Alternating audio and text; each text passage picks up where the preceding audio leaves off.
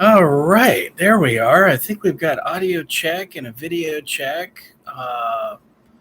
Cool. All right. Well, good evening, ladies and gentlemen, and non-binaries, intergalactic time travelers, and what else do I say? Uh, Interplanetary, intergalactic time travelers, something like that. I hope you're all doing good. It's September 23rd, 2023. And this is Oliver. I'm in a bunker that I like to refer to as Studio 72. I'm in the People's Republic of Multnomah County or the People's Republic of Portland, Oregon, depending on where you're at and how you look at it. But the video is a little grainy. It's a little grainy, but you know, you can only do so much with the budget computer you got, right? And this is on the laptop. But so what I wanted to do tonight is I'm going to skip what I normally do with the astro aspects, just because. Should do another video on that.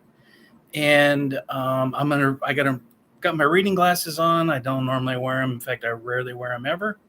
But I do need to read a couple of things that I wanted to point out.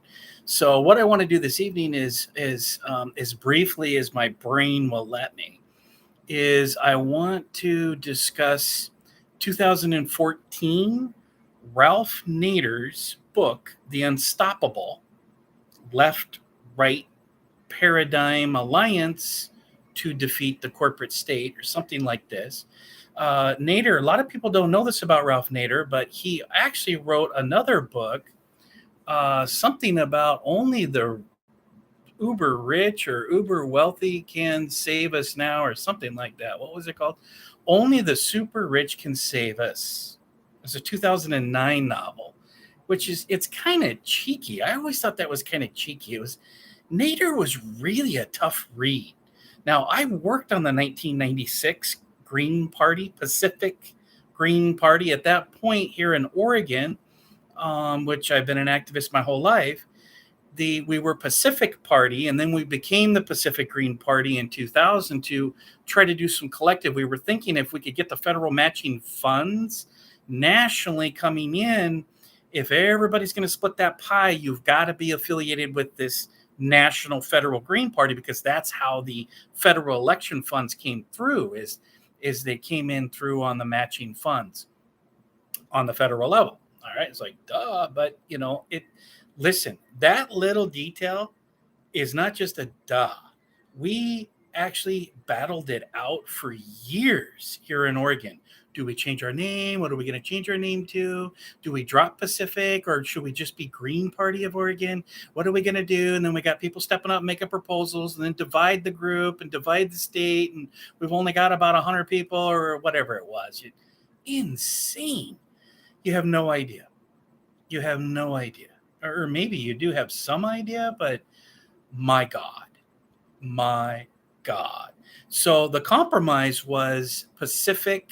We're going to hold on to our original, because we were just Pacific Party, just Pacific. More libertarian values than anything else.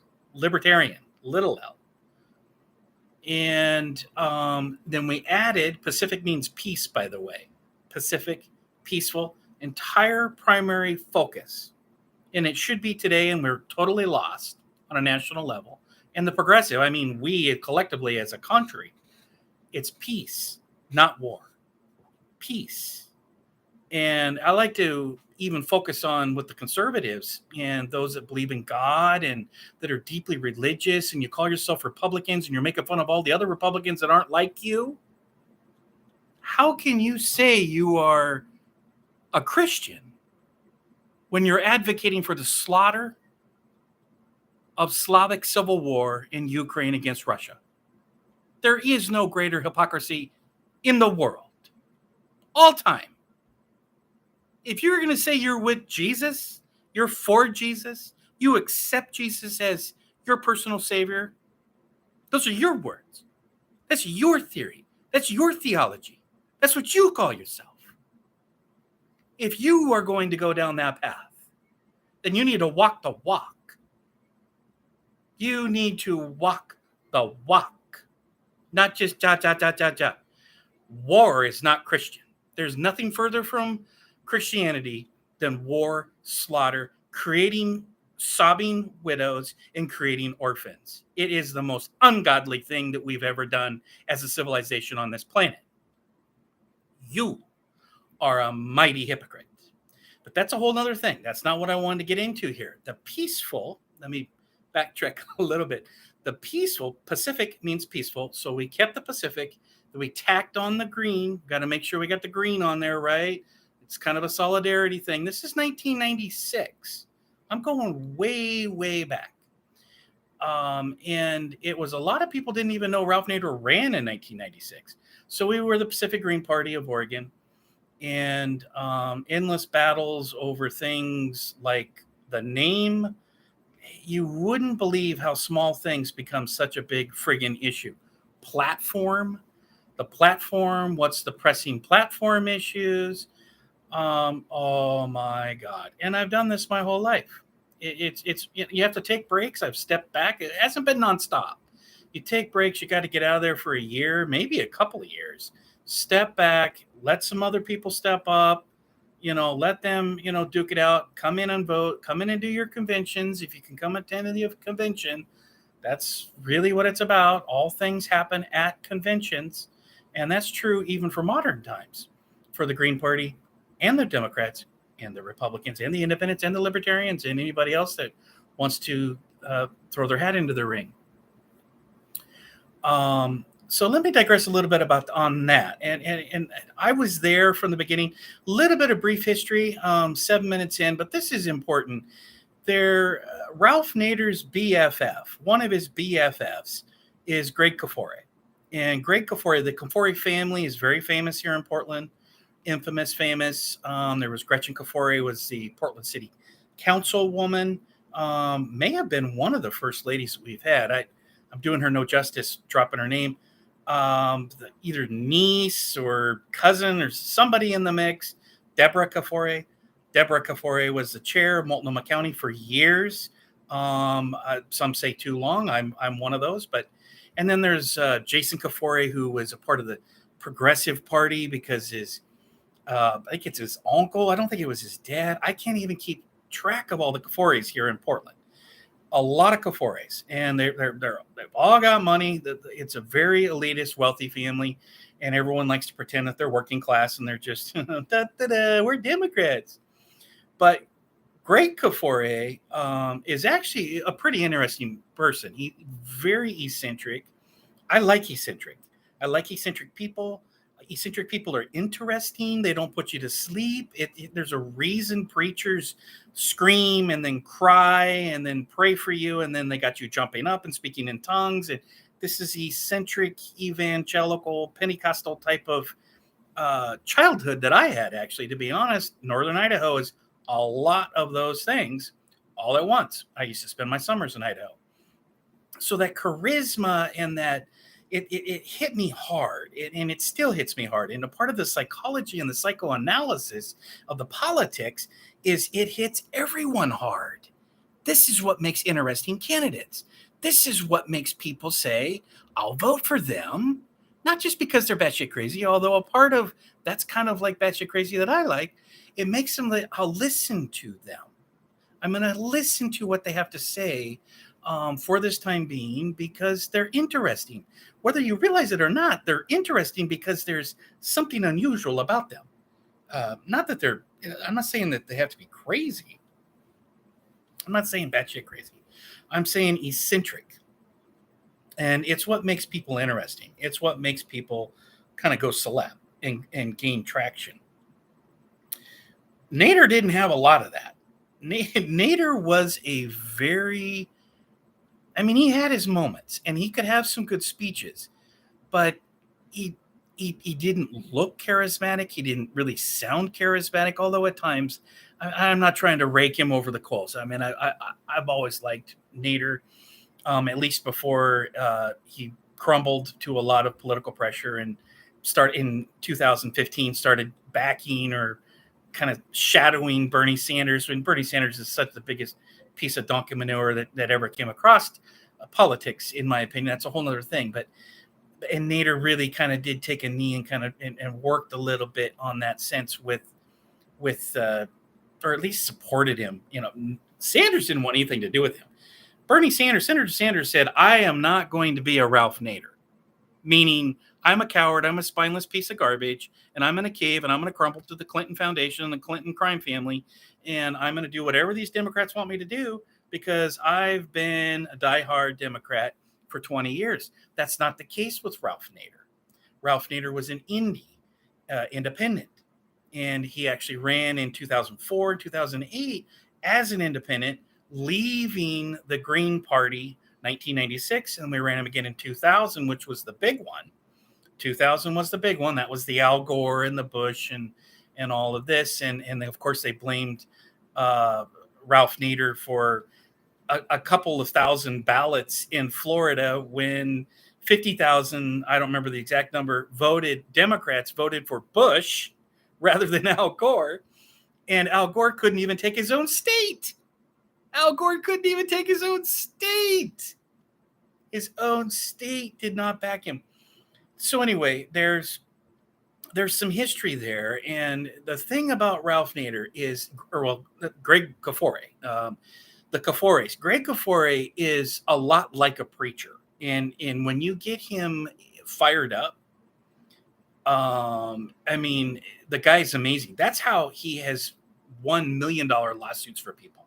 He continues to do that social justice drive. Greg Kafore is a real deal dude.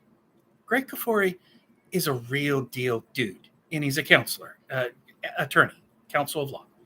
And I saw that he was working on some new apartment where some tenants were terrified out of their mind. And it looks like there might have been some racial overtones, although I'm always hesitant today to say that that's the whole factor. It looked like there was a mentally ill neighbor that was terrorizing some tenants. And I saw him on the news. It looks like he's been in Hawaii for 3 months, just dark and tanned and living the good life. But he's done that for many, many, many people. He's helped many people that needed help, and just a good guy. So he would start speaking to a crowded room about Ralph Nader, and people would listen. That's how it all started. It started here in Oregon. It started with Kafore, Greg Kafore.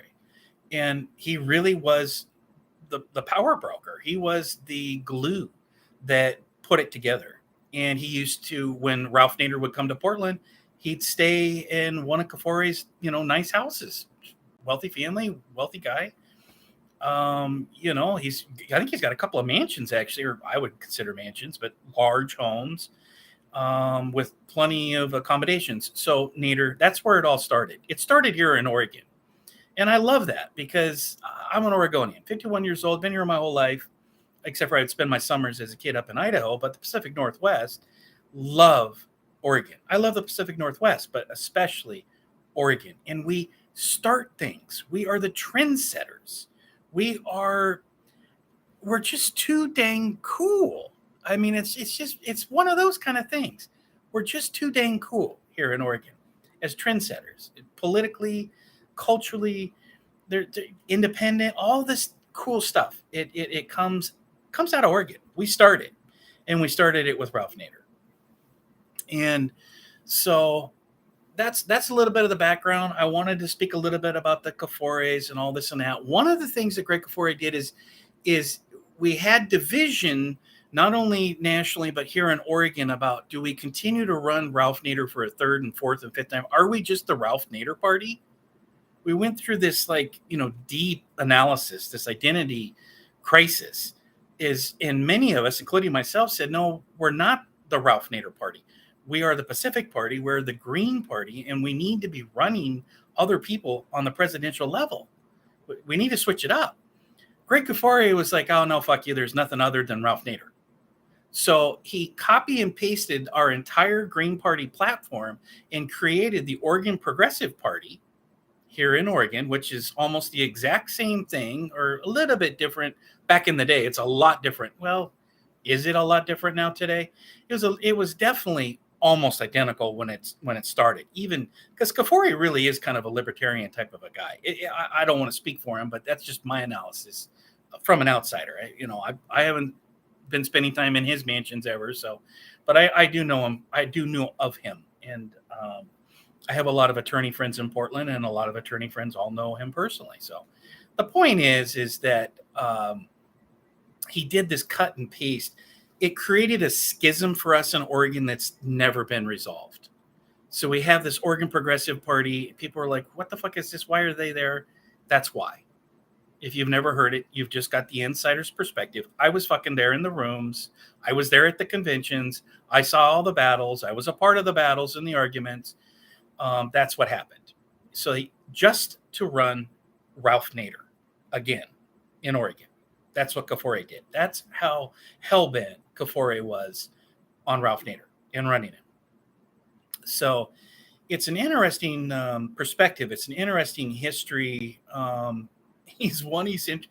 It's who isn't eccentric? I mean, listen, we're all eccentric. Oregon politics is eccentric. And it's a part of why I like Donald Trump. He's eccentric.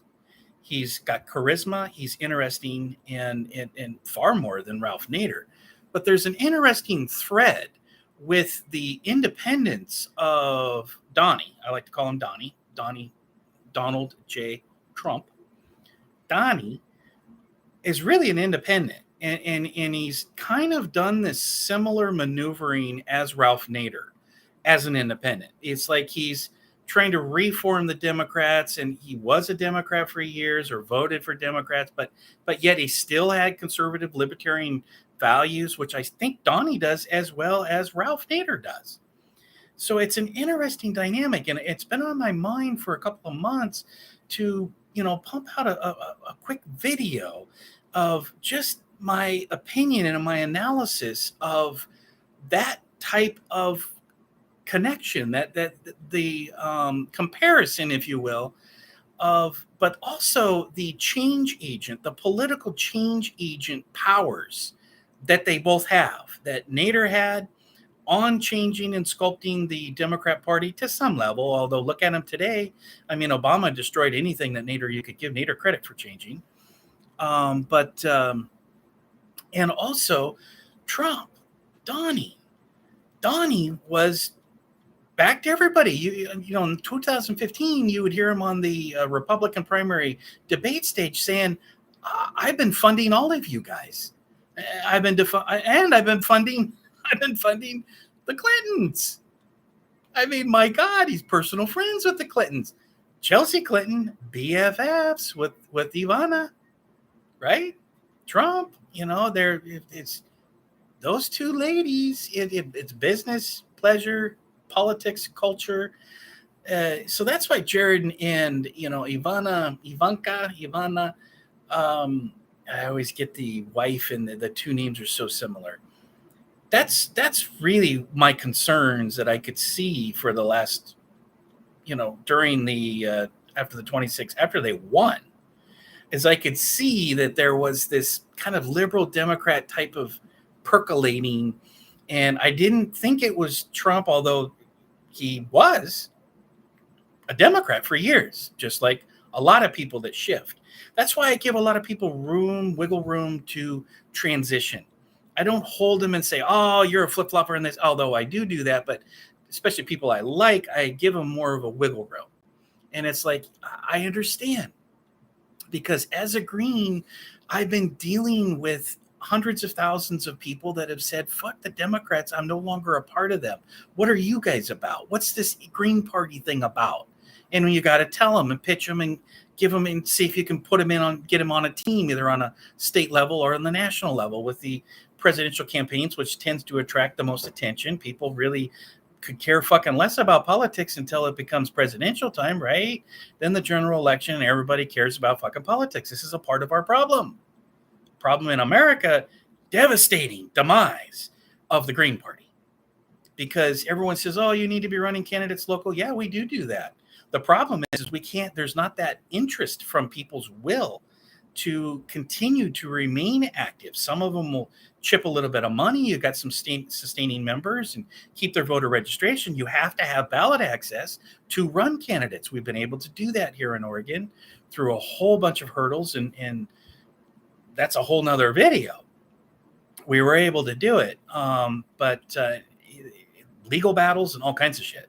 The Democrats hate us. The Democrats don't want anybody that's going to split their vote. We are these spoilers. They come up with all these harsh terms, spoilers, and blah blah blah blah blah.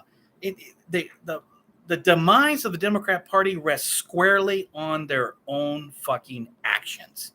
Can I get a witness? Can I get an amen? Stop blaming the Green Party for your fucked up bullshit and your tactics of sabotage and corruption.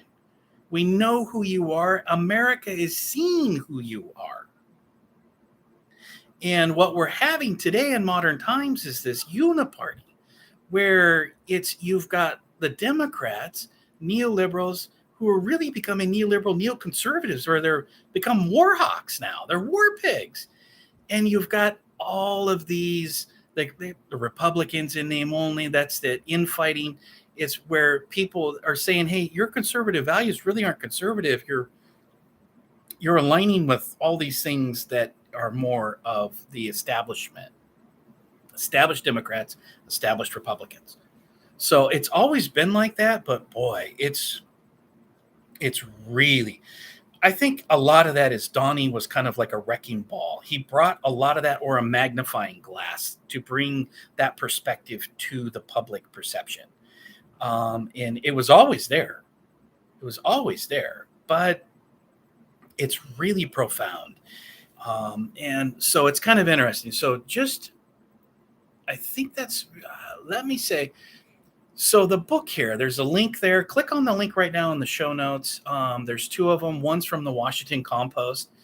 I know. Spook's writing a book review, but it's decent review, and you got to take a look at it. I disagree with some things, but it's 2014. And then the other one is the West Virginia Gazette, and that's the Unstoppable Ralph Nader, and it's going through there. It's by Paul Neiden.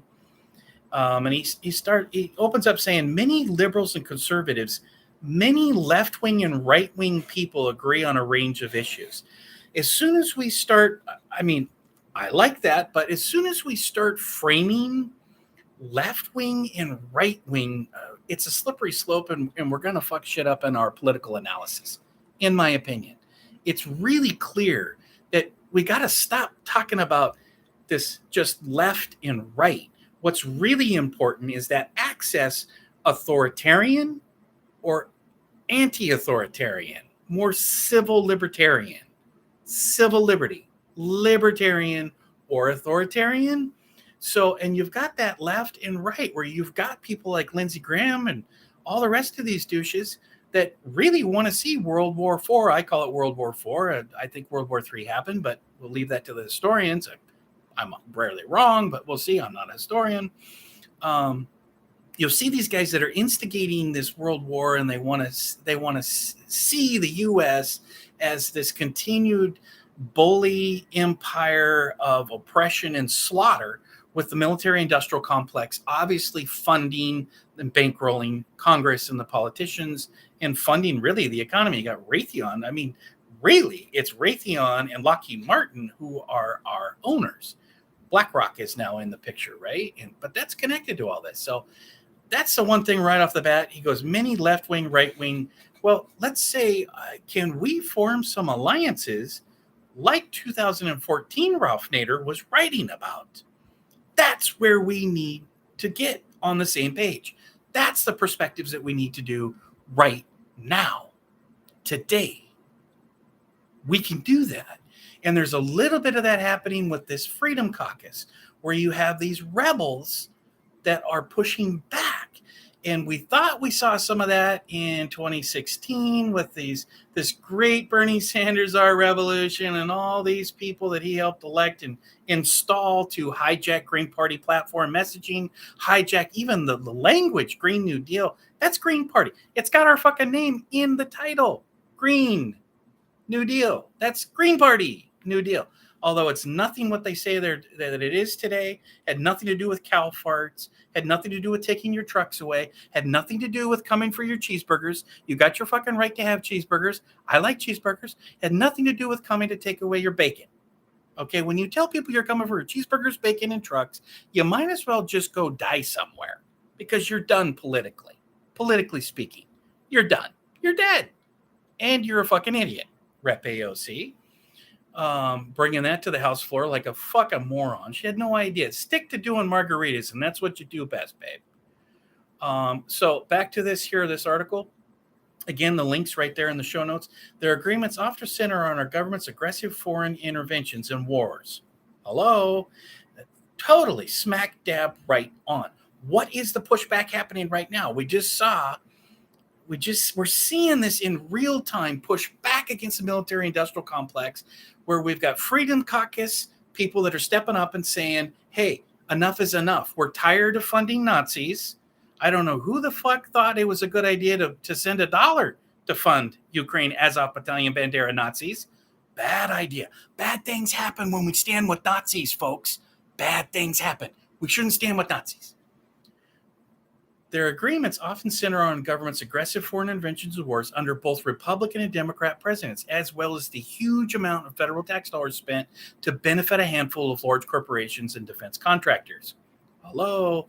Many people with varied political philosophies also oppose the autocratic, often secret, decisions made by groups like the World Trade Organization, WTO, and International Monetary Fund, IMF, and by countries under the North American Free Trade Agreement, NAFTA, which Donnie got rid of. Decisions facilitated by the agreements have stripped millions of good-paying jobs away from our country by making it much easier for nations that pay their workers a pittance and have no environmental regulation to export their goods to us. These are among the issues Ralph Nader, now 80. Remember, this was 2014, right? He's much older than 80. He's close to 100 now. I'm joking. Examines in his provocative new book, Unstoppable, the emerging left-right alliance to dismantle the corporate state. So this is his book review, and it's pretty spot on a lot of stuff. The hope of a liberal-conservative alliance. Cornel West. Do I have to keep repeating? This is 2014. We're going back almost 10 years. Cornel West is in the article. Cornel West is seeking the nomination of the Green Party for 2024, right? And that's another video, which we will do. We'll have a lot more discussions about it. I think we'd be best to draft Bobby Kennedy. I digress. The point is, Cornel West is in this West Virginia Gazette Mail 2014 article. The black scholar who graduated from Princeton, taught at Harvard, and now teaches at Union Theological Seminary in New York City, said, Ralph Nader's timely book once again makes him prescient in his insights about American politics. His against the grain prediction of a left-right alliance is not just a hope, but it's grounded in emerging evidence. This is the Dr. Cornel West that we've got to tap into. Okay? He needs to tap into if he wants to win the hearts and minds of the base, which some could say, well, what base? Yeah, you guys have been shredded by Howie Hawkins and everything, all these other fumblings. I mean, we were the strongest with Dr. Jill's 2016 run, but she made a bunch of fumbles. She just kept saying, it's a Hail Mary pass. We just keep doing Hail Marys. It's a Hail Mary pass. It's like, at some point, Dr. Jill, quit throwing the goddamn fucking football on a Hail Mary pass. Thank you. So Cornel West right there. I found that really interesting. Nader, who ran for president, Green Party in 96 and 2000 as an independent in 2004 and 2008, also discusses obstacles in the growing political alliance. So this is a really interesting article, and it just keeps on keeping on. He's going in here, laying out all kinds of things too big to fail. Just knowledge, really, insights. It's like, where is this Ralph Nader? What happened to this Ralph Nader? Hello, paging Ralph Nader. Nader, where are you? What happened?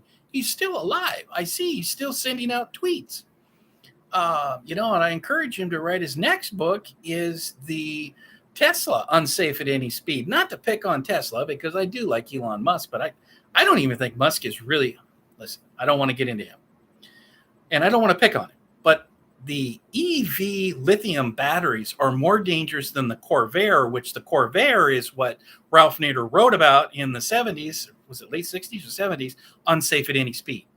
So let's do it with the EV lithium batteries, right? Let's expose this green technology and this green New Deal and all this other crap that is not eco-sustainable. It's not earth-friendly. It's total bogus. It's not even going to create the jobs that they want or claim that it will be creating. Total bullshit. That'd be a good book, sir, Ralph Nader. Tesla. Or we could beat up on somebody else, but unsafe at any speed.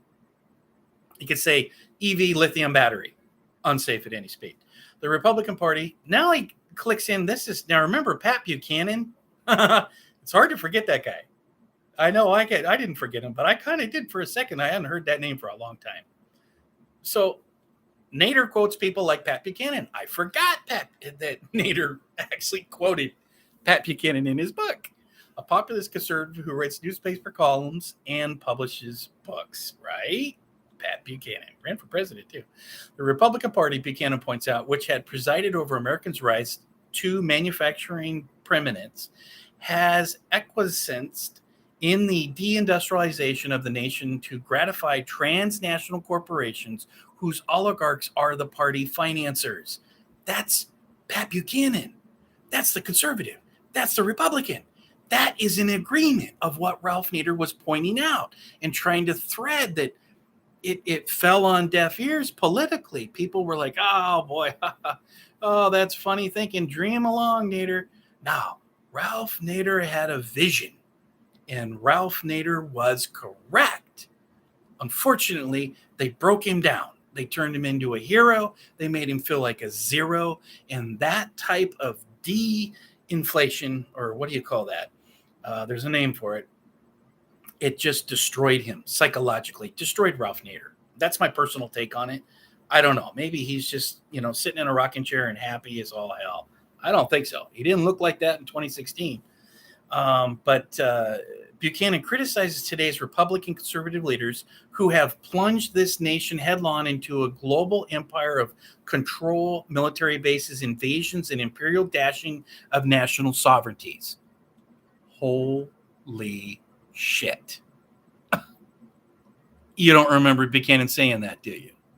You don't remember that Republican conservative that actually used to step up against the FBI, who used to, actually, there was a reversal. There's like a polar shift, but stepping up against these wars. And there was factions within there between the Bush Empire, the CIA, Pappy with the CIA leadership, and all the rest. Dick Cheney. Oh, my God. The Cheney with Halliburton and what has he got? 10 different gorilla hearts now? I can't believe the guy's still thumping, but he's thumping. And his fucking deplorable Wyoming daughter. I digress. So, and Nader also criticized both George W. Bush and Barack Obama for their foreign policies. Barack Obama is that guy, the warmonger, took drone bombing to a whole nother level. He took global dominance to a whole nother level. I mean, we were bombing 9/10. Who knows exactly what all the covert operations were. I mean, didn't Obama have some sort of Kill Tuesday or Thrill Kill Tuesdays where he went into the Situation Room and got all worked up and excited about blowing people up, blowing children, eating wedding candy in the deserts over there, which he did blow up a lot of children, or a few children, at least a whole, but he even assassinated an American. That's Barack Obama. I mean, what a dirtbag as far as foreign policy goes. Maybe beyond. Definitely beyond. Look at Fast and Furious. Look at Operation Fast and Furious. Right now, this is Operation Fast and Furious 2.0. This is Barack Obama's third term right now with Biden, if you ask me, in my opinion, which I know you did. Buchanan was one of the founders of the American Conservative, a magazine now published 6 times a year that offered devastating critiques of the Iraq War. Buchanan and Nader also agreed strongly on regulating foreign trade. This is what that book, Unstoppable, is about. This is the vision that Nader wrote about, and that some on the right and some on the left, many in the center, many of us independent, supported. We liked that messaging. We supported it. So it continues to go on about Unstoppable. He brings up Richard Nixon. Richard Nixon, a Republican president from 1969 to 74, proposed a national health insurance scheme. I didn't know that. They claim that it was better than Bill Clinton's. I've never heard that. He also recognized communist China, negotiated arms control treaties with the Soviet Union, and backed drug policies that focused on rehabilitation, not incarceration. Richard Nixon, I'm not a crook. Those were his planks. So they want us to not only fight each other, they want us to brawl in the streets.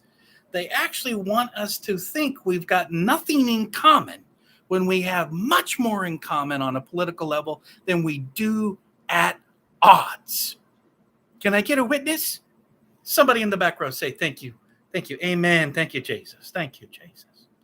Robert A. Taft, longtime Republican senator from Ohio, who was the lawmaker in Congress to challenge the internment of Japanese Americans during World War II after Pearl Harbor.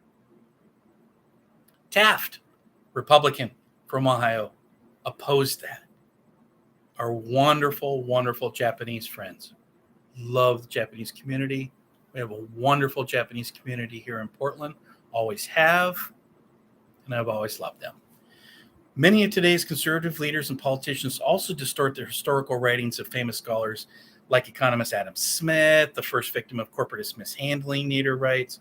So some of this is kind of dry and boring to me, but I don't want it to be like that for you. But please take a look at that. That was the first one. So now we go to the Washington Compost, where, I mean, nobody knows what your news will be tomorrow than the spooks and the CIA at the Washington Compost. Democracy dies in darkness. Democracy is dead after the Washington Post darkness, right? So and that article is right there. Click on it. Take a look at it. It goes into, again, this is 2014. 2014, and it goes in, breaks it down, and talks about the unstoppable, which it's really interesting. One of the things that Nader has in the Unstoppable is a chapter called Dear Billionaire. Right? Is that on this one? So this talks about, in the theme 2009, only the super rich can save us. So it's kind of cheeky, but what he's talking about is in the books, rich self-described Millerist enacts single-payer health insurance, elect Warren Beatty, governor of California, and persuade Walmart to unionize. Yay, the unions, right? Oh, Walmart. Back here in the real world, though, whoops, it jumped. The main way rich people have lately exerted significant power over the political process has been through conservative super PACs. Boy, is that true today? 10 years, 9 years later, almost 10 years. Super PACs, right? Citizens United that went down in flames. Money is free speech in 2020. Right? Are you with me? During the 2012 Republican primaries, Pashas, such as Sheldon Addison. Addison was a big player with the Trump campaign. Harold Simmons, Foster Fries were calling the shots as never before. One especially touching belief of Nader's, expressed in chapter of Unstoppable titled Dear Billionaire, is that rich patrons can be persuaded to cede control over how their money is spent in pursuit of the commonwealth. So that's an ambitious, some could call idealist idea. I embrace it even today. I embraced it back then. I'm a free market guy. I don't think communism is our solution. I don't think socialism is our solution. There's parts of our economy, Social Security, and some of these other things, but that doesn't mean that our economic plan is socialist. It sure as all fuck doesn't mean that we are communists in an economic plan. Centralized. We need to be decentralized. This is what Ralph Nader was all about. He was talking about, let's do the free market, but let's see if we can get willing participants, right? Did he fail? Maybe not. He got the message out, but we as a collective, we have failed on some levels for sure. There's no disputing that. Come on. So that was Timothy Noah, and it goes into him that was talking about that. The opinion was Timothy Noah by the Washington Compost. He's probably a retired CIA asset. I say that because that's the way it rolls with the Washington Compost and the clowns there, the Jeff Bezos clowns today. Now, I'm just imagining 9-10 years ago, it's probably pretty close to that. And he looks like a spook, but hey, you be the judge of that. So that the reason I'm bringing all that up is not only for some of the history, but to actually dovetail into some of the political analysis of the modern Donald J. Trump. Donnie. I like to call him Donnie. Donnie is embracing, whether he's aware of it or not, and I like to believe that he's listening to some of us indies. He's listening to some of us Green Party activists. I know I share my opinions to the team and the crew. But, who knows how much of that reaches it. But whether or not he's listening to us personally and directly, although I think he does, he's doing. Not only is he the billionaire that Ralph Nader wrote a chapter in his book Unstoppable named Dear Billionaire, where Ralph Nader calls upon the millionaires and the billionaires to step up. Why did Ralph Nader do that? It's not because he's a sellout and some sort of a puss. It's not because he was, drinking too many dry martinis. Actually, a martini would probably be really good for Nader, to be honest. I don't think he drank much. But whatever. The point is that, alcohol can destroy people. It can also make them a little more charismatic and a lot more fun to be around, and especially giving speeches. Not necessarily always the best, especially if you've got a problem, and it's not good for your liver. So I don't want to seem like I'm, doing that thing. But alcohol in politics listen, the American revolutions, where did the American Revolution start? In breweries. In the fucking breweries. Meet me at the brewery and we'll talk about the revolt over a keg of beer. Yeah, I'm not making that up. Take a look at it if you don't believe me. My point was that I'm so easily distracted. My brain is just going a million miles a minute, man. It's the equinox vibrations. I've been very concerned about this equinox, and I've just kept my mouth shut, and I was like, you know what? I don't want to manifest anything. I don't want to sound like a Debbie Downer. Let's just see what unravels, right? Let's just see how it comes out, and we'll see, right? There's been some sketchy things, but it hasn't been quite as bad as I was thinking. But anyway, back to the thread of Trump. Trump is that dear billionaire. Donnie is the dear billionaire in Ralph Nader's Unstoppable. I believe that. And he's in this unique environment where he was nominated and won in 2016 as a Republican after being decades as a neoliberal Democrat. And now we see him being beat up by the Republicans, the uniparty, really, this establishment hacks. So as much as the Democrats don't want to hear this, as much as these anarcho-communist punks in the street who 30% don't know whether they're male or female or whether they want to be, which leg they want to hump like a little poodle in heat, they don't know. It's the only generation that doesn't know what leg they want to hump. But that's you guys, the Zoomers. They don't want to hear this because they want to pigeonhole Donnie into being some sort of authoritarian. He's a fascist, punch a Nazi. That's all we heard for years from these stupid fucks in the streets here in Portland. We heard a lot of it. I heard too much of it. It broke a part of my brain And now I have this animosity and loathing to anarchists and anarcho-communists in particular that I didn't have before. It's not just because I'm aging. It's because you stupid motherfuckers did that and you destroyed Portland. You attempted to destroy the country. You killed hundreds of people and you assassinated dozens of police officers, making it a mantra and acceptable behavior to act like stupid, homicidal, sociopathic arsonists and rioters is a norm. That's fucked up. And fuck you for doing that. I'll never forgive you for it. And don't do any more of it. If you think that's a good idea for 2024, you've got another thing coming. Because this country's going to react very different to your ass. I guarantee it. Not me personally. I'm not getting all hot and heavy. And hey, I'm still the diplomat. I'm still going to be the peacemaker. Okay, I'm not talking about that. I'm talking about America. I'm talking about the 333 million people that are done with you motherfuckers. You don't want to hear that Donnie is that Ralph Nader. I got anarcho-communists in the goddamn Green Party down at Lane County, right here in fucking Oregon. These stupid motherfuckers, they got this Trump derangement syndrome. It's way beyond Trump derangement syndrome. It's a psychosis, but it's way beyond just that.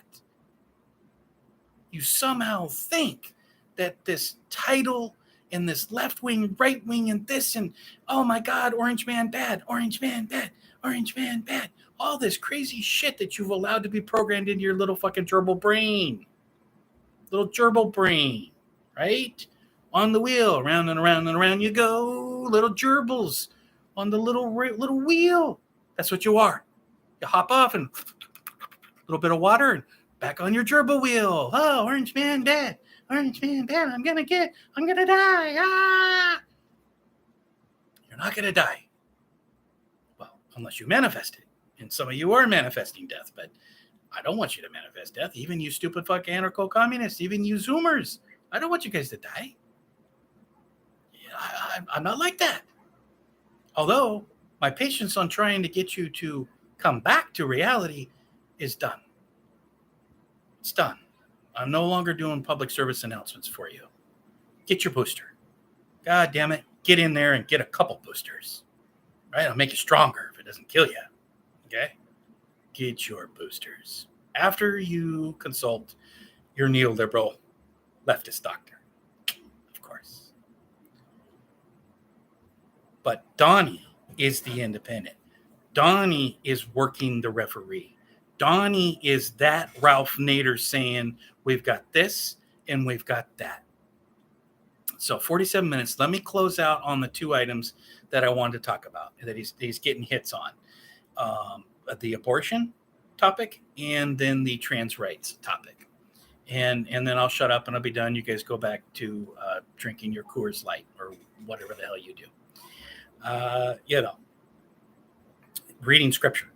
I hope you're sipping tea and you're reading Ecclesiastics. If you're going to read anything, I skip over the Old Testament. It's really fucking depressing. Come back to it after you get interested in the Ecclesiastics. Okay? Read Ecclesiastics.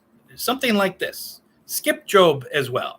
Job is like, I call it gun cleaning music. Job is when you want to clean the guns, you got Italian opera music in the back and you're oiling the guns. That's Job, right? That's Job.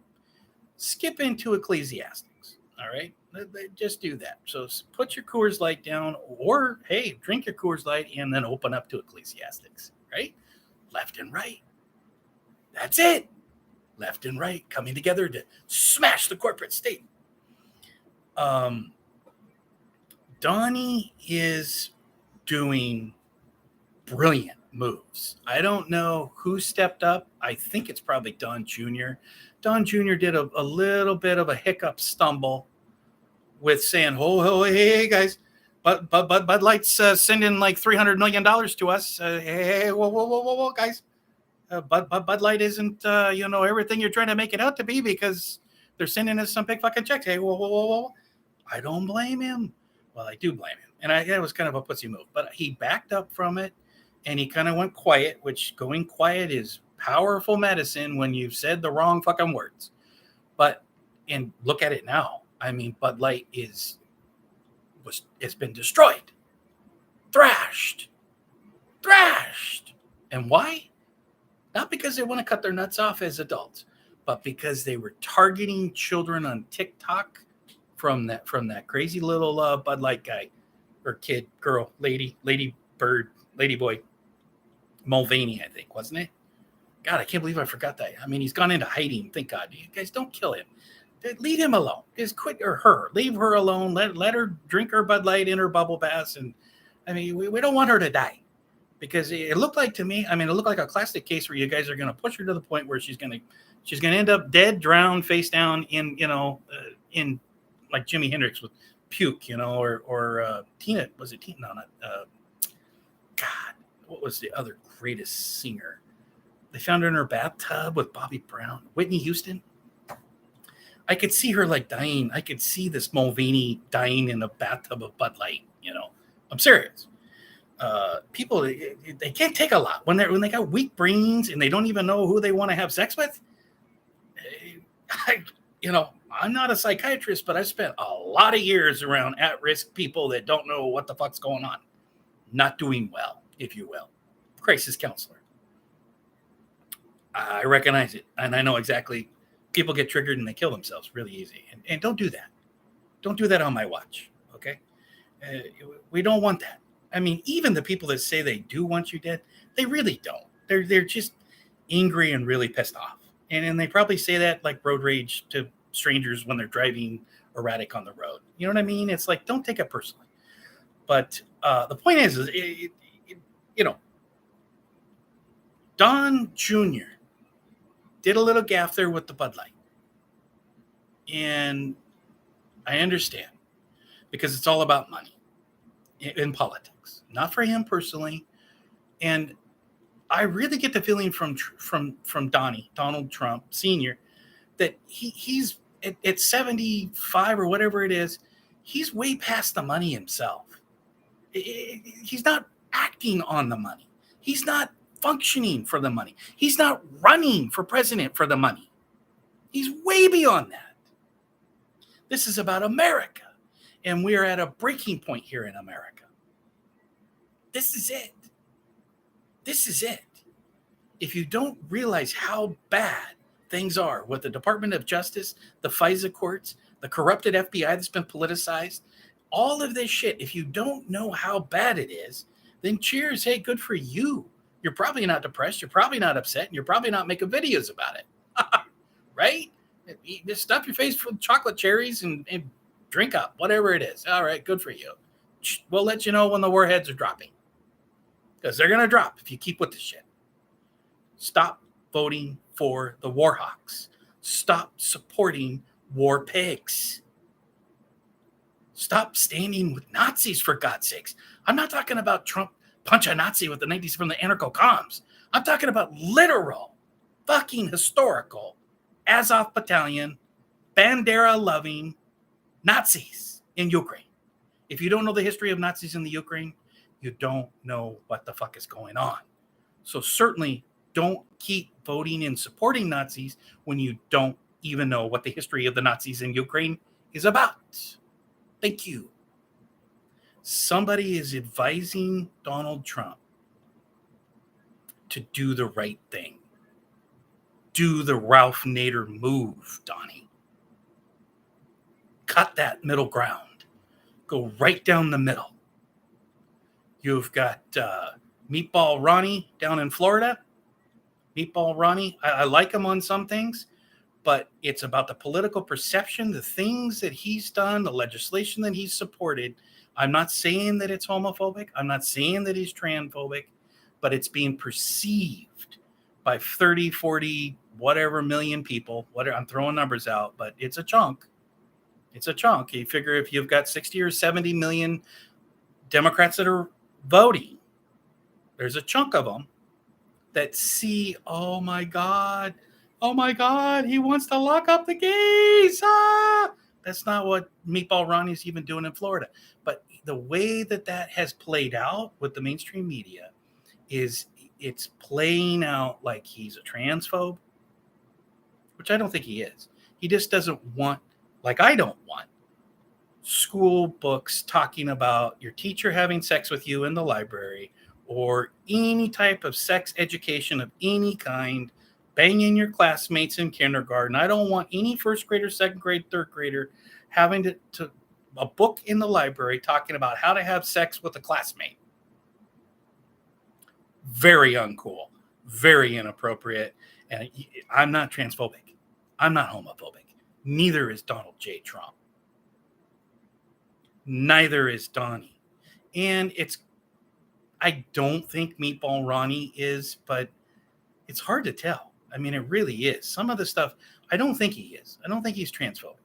And I don't think he's homophobic. But that's part of the conservative faction that have been roasting Donald for his interviews. First of all, congrats. Congrats on doing those interviews. Meet the Press, CNN, all these, was it CNN? All of these different, Megyn Kelly. God, Megyn Kelly is so awesome. I mean, she really turned into a just, listen, maybe you don't like her. Maybe you never liked her. I didn't like her before. Now I like her. I like her a lot. I mean, she's really doing what journalism is about. She's doing tough hitting questions. She didn't let Donnie off easy. She drilled him. And she was actually, Megyn Kelly was giving him outs. Like, sir, don't you have some regrets? I mean, wouldn't you have liked to snip the wings off of Fauci? I love when she snipped the wings. Wouldn't you like to snip his little wings there at the White House? You're fucking so awesome. That's the greatest fucking question of all time, really. I mean, it's right up there, Megyn Kelly. You want to clip the wings of little Fauci in the White House? Yeah, I want to do more than clip his wings. That's not what Trump said. That's what I said. But you want to clip the wings, clip his little wings. Fuck yeah.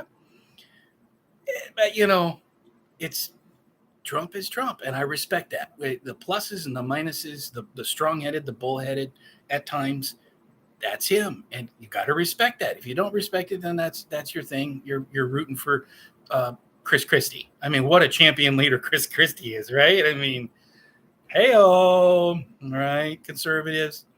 So you have to understand the politics, conservatives, I'm speaking to you. The Republican conservatives, you have to understand the politics of the general election. Whoever it's going to be, I don't think it's going to be stumbling, drooling, blabbering Joe Biden. I think he's going to be gone. I think he's going to be gone one way or another. I think he's going to be gone. I don't think it's going to. I think he's going to actually cross over and have to, deal with. I don't even want to say the things, but I that's what I think is going to happen. If he would just step down and then we deal with that, I think VP Kamala Harris is I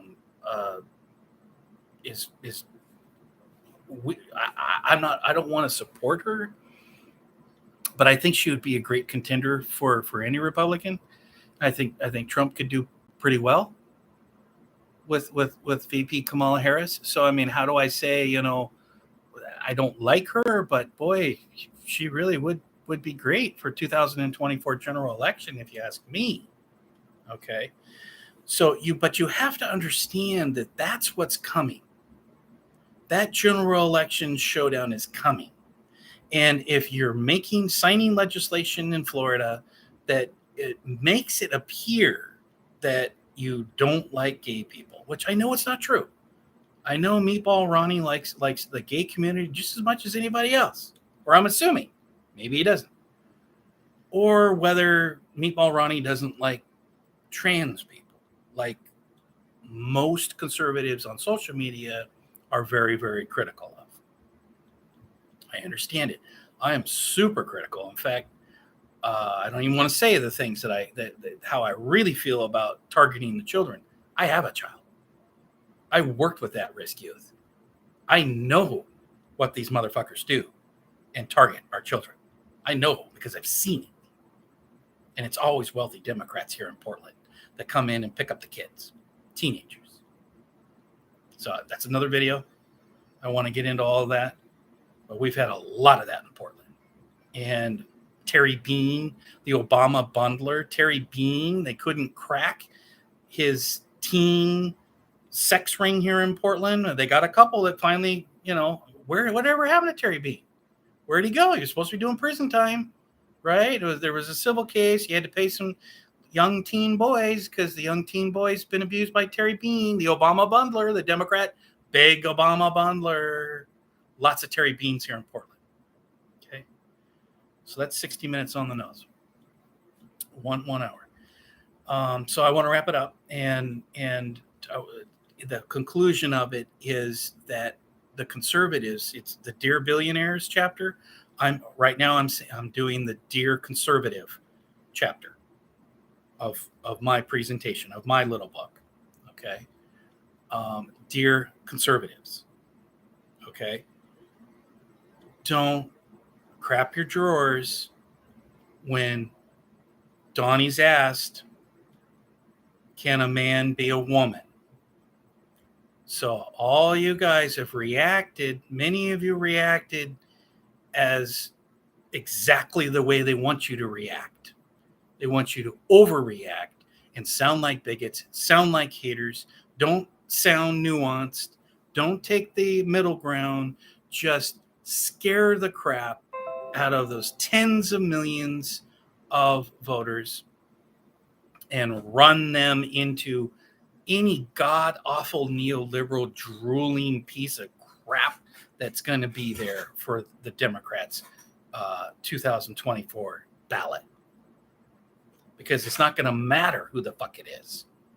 Because they're going to view you, the Republican, that nominee, as a hater. And they're going to be framed. You better fucking believe your ass is going to be framed as a hater, as a phobic, as a transphobe, blah, blah, blah, blah, blah, blah, blah. It's all about leave our fucking children alone, you greasy maggots. What you do in your bedroom, I'm deep social libertarian. What you do in your bedroom is your business. As long as it's consensual, you're not fucking with the children. And that's it, right? Or what am I missing? It's got to be consensual. Nobody's getting hurt, right? You don't got anybody tortured. Some torture room. Don't have a torture room in the basement, okay? Other than that, bang away. Just bang away, little wood chipper. But so keep that in mind. Now, on the abortion thing, again, Trump played it absolutely brilliant. I can't stand that Kristen Welker. It's like I feel like I need to have a little Velka, with the she took over Meet the Press. Is it Kristen Velka? W-E-L-K, Velka. She sounds German. I mean, I don't care how tanned and African American she claims to be. All right. Or is, whatever. I don't care. She's a fascist and she's covering up for the totalitarian Democrats. But she was pushing those buttons and trying to jam his program. And she was cutting him off. She was doing all the dirty tricks that she did during the debate. I want to talk about race. This is about race, and we're going to keep it about race. We're not going to talk about laptops. We're not going to talk about the FBI investigation. We're not going to talk about all the cocaine and everything else. This is about race. Race, and race. That's what this is. This is race. And I want to make sure we stay on race. Kristen Velka.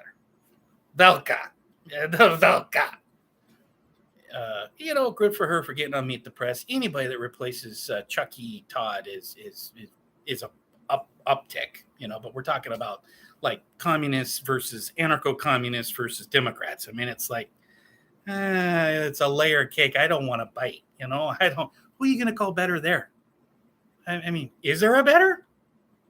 Okay, I digress. So she's pushing him and he says, he's criticizing the 6 weeks. The 6-week ban that Meatball Ronnie did down in Florida. Okay. And he says, I think it's a bad idea. It is a bad idea. It's a bad idea for the general election. It's a bad idea for Republicans. It's like Senator Lindsey Graham saying, we're going to ban and outlaw all abortions in 2022. Right before the election, here comes Lindsey Graham. Little Chick-fil-A. I've got a pain room in my basement, Lindsey Graham. I mean, the guys, Hey, that's your business if it's consensual adults, Senator Lindsey Graham. Don't fuck around with the conservatives and Republicans' numbers. That mofo did more damage to everybody on the Republican, conservative, independent sides, including Herschel Walker's campaign. Why in God's name would you put Senator Lindsey Graham up on a stage with Herschel Walker, a football legend? The fuck are you guys doing down there? I said it over and over and over again to Herschel Walker. Keep that mofo off the stage. What are you doing? What are you doing? You lost. And Lindsey Graham did a lot of damage with that little letter and his little proposal and his little legislative get-go. That's ban all abortions. You stupid fuck. I think he did it intentionally. And there's going to be a hell of a lot more coming from that Warhawk neocon piece of shit, Chick-fil-A munching Senator Lindsey Graham. Can you tell I don't like the guy? Yeah. But Trump played that perfect. He said, I want to play the mediator. I'm going to be the referee. I'm going to sit down, that's what you do. That's business. Neighborhood associations, you have a sit down. It's not just Teamsters and organized business, if you will. It's called a sit down, right? I've been through a lot of sit downs, been through a lot of neighborhood organization meetings, sit downs. Sit down, and I'll hear both sides, and we'll work out something in the middle. Now, that's brilliant. That was smooth. Now, I want to do a little bit of a critique on it. Number one, stop trying to take credit by saying, I did that. I did what the Supreme Court did it. The Supreme Court reversed it. The Supreme Court sent Roe versus Wade back to the states. This is to you, Donald Trump, sir. Be that libertarian, be that neutral, independent referee, as you said very well during that interview. But stop trying to take credit for it and saying you could do this and you could do that on the national level. That's how it's going to percolate. And that's, I noticed, how they percolated and have spun it a little bit against you. Spun it. And you're getting hits from the conservatives saying, oh, we love that. There should never be any abortions in this country ever. 6 weeks is fine. In fact, 3 days. 3 days is fine. Oh, my God. You trigger people that are not well. Liberals are not well. Zoomers are not well. Even the millennials aren't doing well. If you haven't noticed, the millennials aren't doing well. The Zoomers are even in worse shape. They don't even know who they want to have sex with. 30% of them. Well, you know you're fucked up when you don't know who you want to fuck, right? I mean, right? Holy crap. You should know who you want to have sex with. I mean, that's like a basic principle of whatever, who we are. But good luck with that. They're not doing well. So when you tell them and you say they hear things, these little gerbil brains, they pump, they spin it, the NBC, CNN, all these hostile U.S. intel.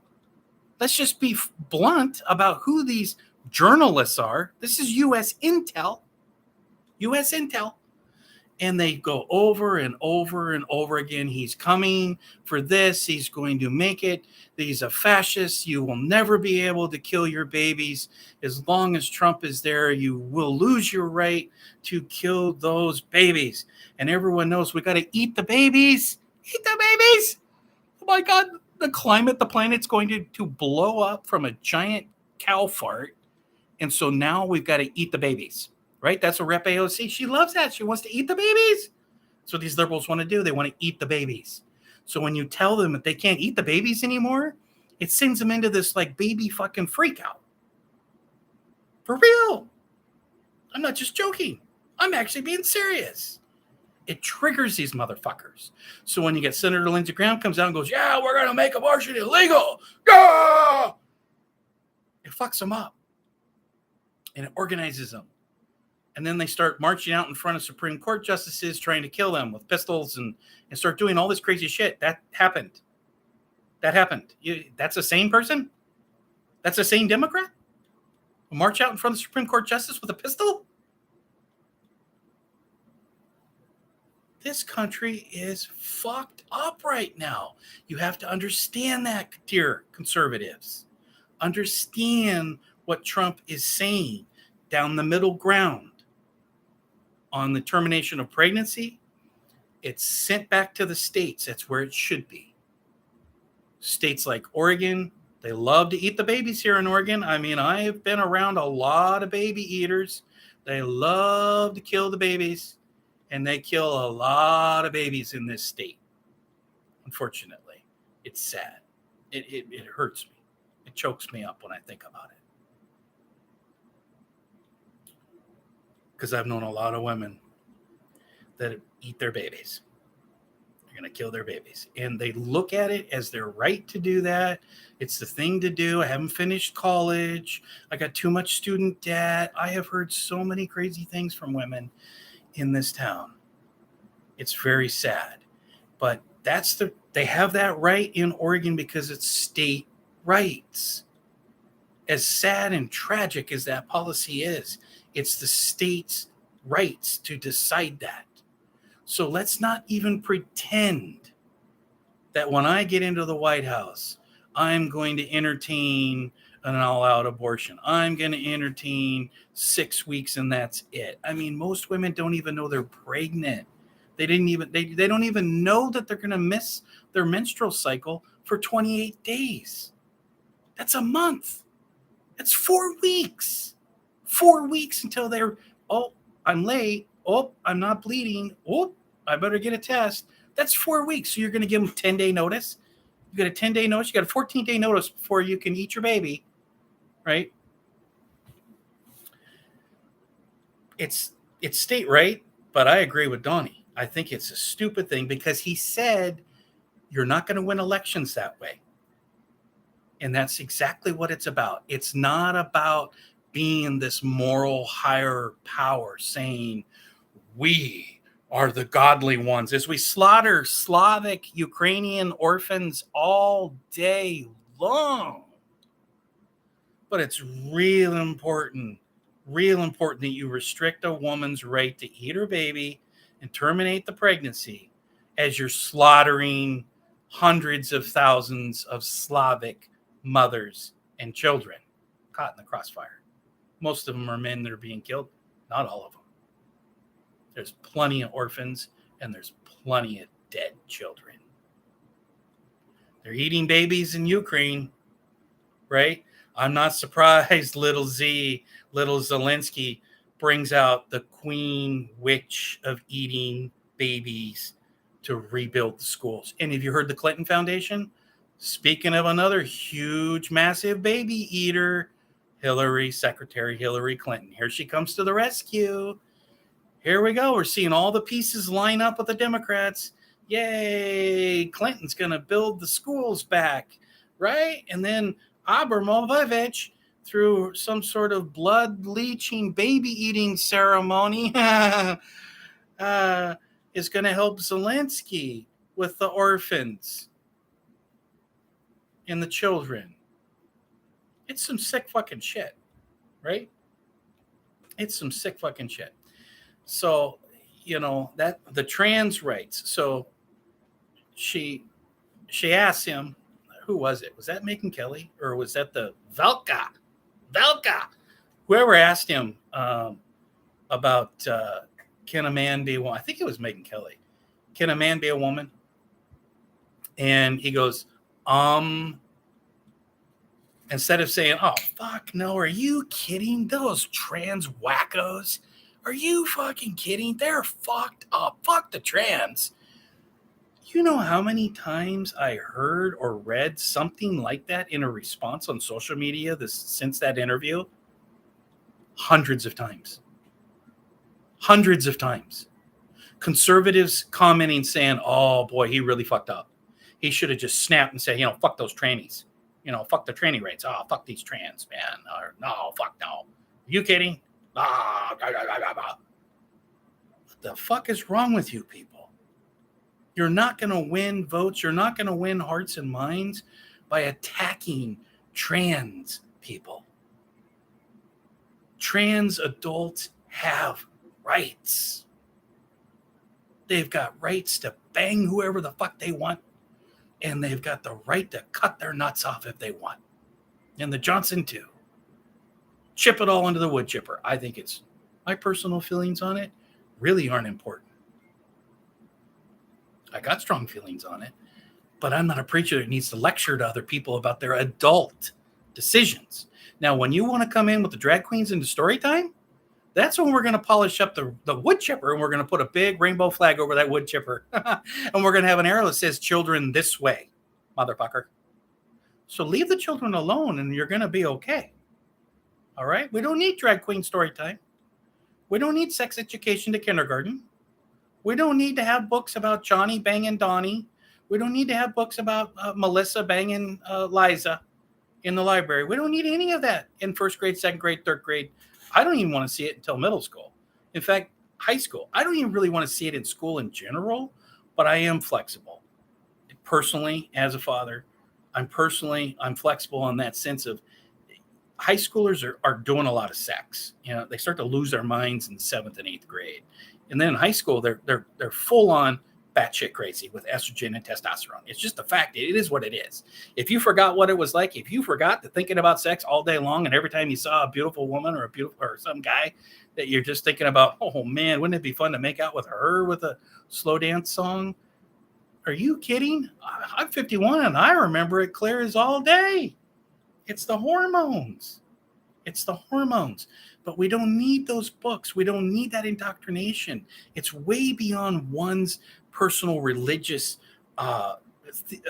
ideology, personal feelings, how I feel about it or how anybody else feels about it. It's inappropriate. And the Democrats are pieces of shit.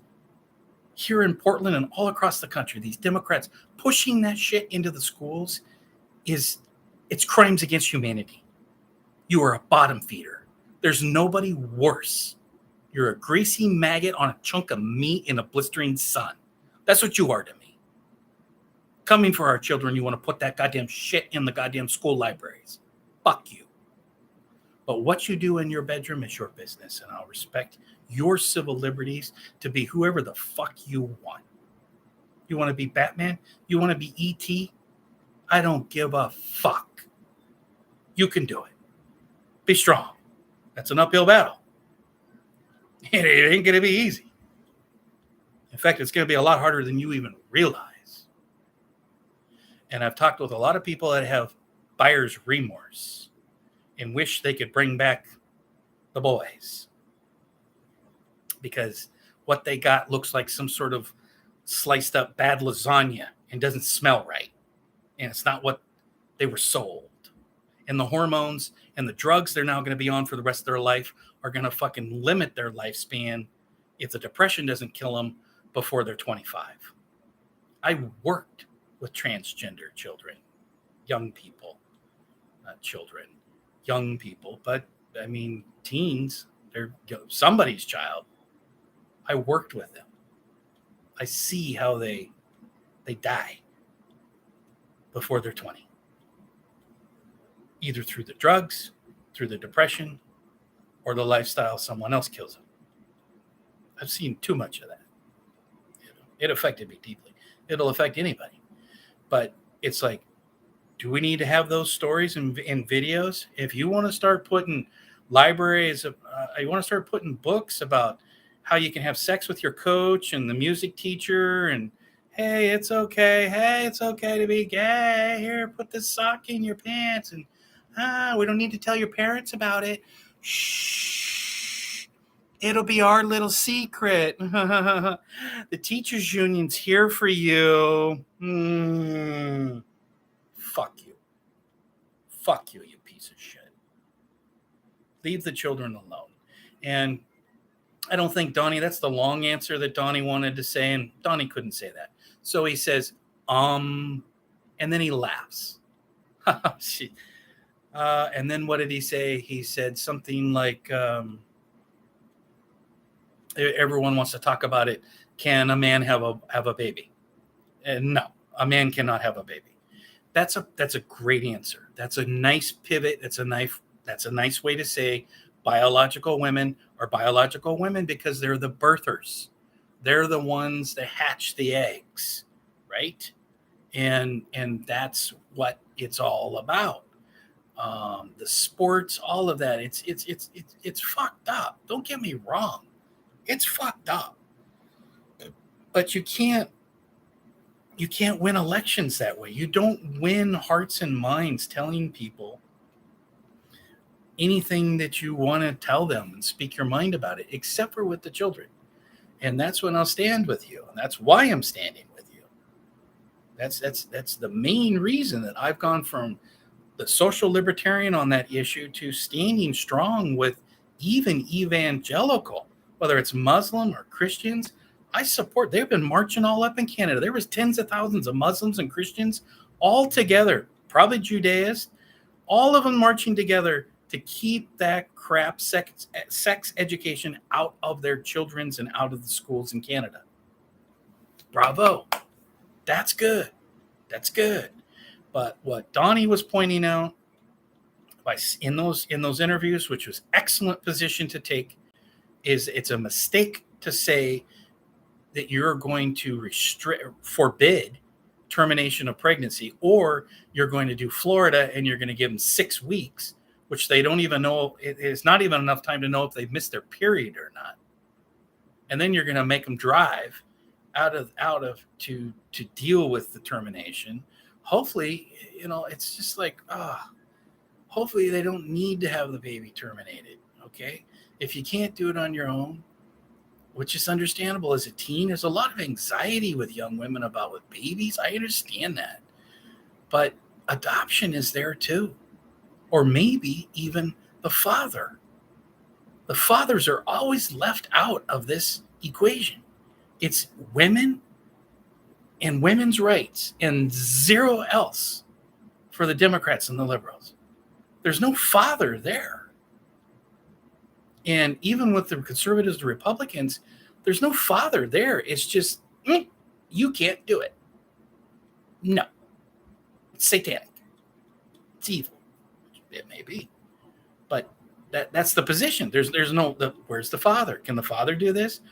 No, it's got to be this nuclear family. It's got to be, Dennis the Menace, Leave It to Beaver, whatever. It's got to be this 1950s thing where it's just not reality. It's not the reality of it. A lot of women that I personally have known don't want to be mothers. They want a career. They're deep in student debt. And it's not that they don't love the children. It's just that they can't do it. They may not even emotionally be able to do it. There's a lot of women that emotionally cannot be moms.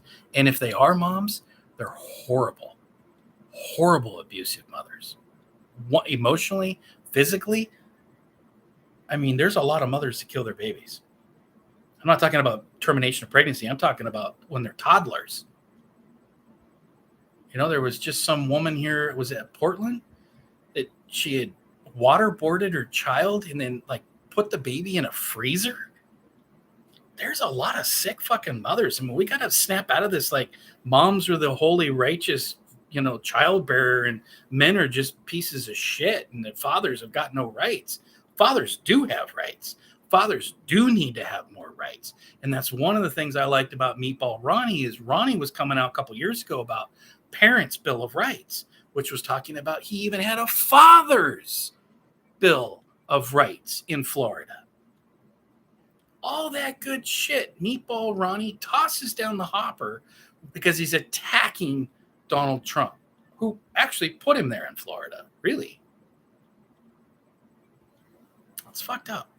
It's really unfortunate. But I don't like Ron now for a number of reasons. And it's not just that, but that was a big one. That turned me. That turned me against Ron. Is this attack on MAGA, this attack on Trump, him aligning with flying into Israel to create a law that affects Floridians, free speech. Oh my God. And now standing with Ukraine Nazis. Oh, Meatball Ronnie, you're done, boss. You were laying low. You should have stuck right down through. You had me fooled. I'm a hard guy to dupe. You dupe me. I'm a hard motherfucker to do. You had me fooled. But so anyway, that's in conclusion. Donald J. Trump is our modern Ralph Nader on many issues. Walking down the middle of the aisle, attacked by both Democrats and Republicans, establishment hacks alike. Both of them. They both have friends and associates and donors and political allies on both sides. Liberals, libertarians, conservatives, maybe even some progressives somewhere there. I don't know. They've got the progressives so brainwashed, it's hard to say. But where we are now is we must find common ground. We must find some unity, because the big money, BlackRock, corporate globalists, however you want to say it, the New World Order wasn't just messaging talk. It's real, and it's here. And it ain't just some wild-eyed InfoWar commercial or some crazy mofo David Icke type of theory. It's a real motherfucker, and it's right here in your face if you're paying attention. There's no way around it. It's obvious, because the globalists, United Nations, the World Economic Forum, it's duped even some of doctors, even Dr. Jill, a medical doctor. It's duped her.